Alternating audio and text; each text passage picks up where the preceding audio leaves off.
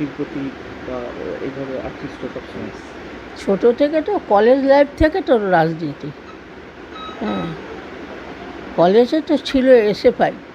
এসএফআইকে তাড়িয়ে তো শুভেন্দুই কলেজে করে জিএস হলো। তারপরে পৌরসভায় দাঁড়ালো, চেয়ারম্যান হলো, তারপরে এমএলএ হতে দাঁড়ালো দক্ষিণকাতি, সেটাও তো জিতলো।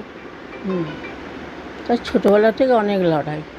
মাধ্যমিক অবধি ঘর থেকেও বেরাতো না। মাধ্যমিক পরে যখন কলেজে ঢুকলো তখনও ঘর থেকে বেরাতো। ঘর থেকে না, বিকাল হলেই একটা বালতি নেবে, একটা শাবল নেবে, নিয়ে চলে যাবে। সে এখন আমার বাগানটা গ্যারেজ হয়েছে, হ্যাঁ, সেই বাগানে কোথায় ফুলকপি, কোথায় বেগুন, কোথায় টমেটো, কোথায় শাক, লঙ্কা, লাউ গাছ, কুমড়ো গাছ, ফুল বাগান উপরে।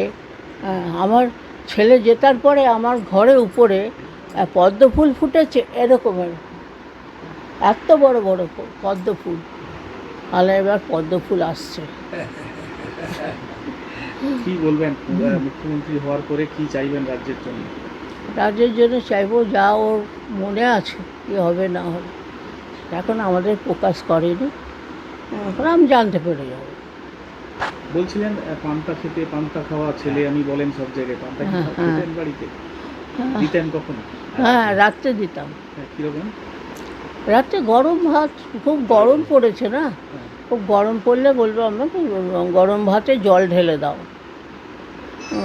গরম ভাতে জল একটু, ধরুন আলু ভাতে একটা মাছ ভাজা, একটু ডিমের মামলেট, ব্যাস এই তার খাওয়া।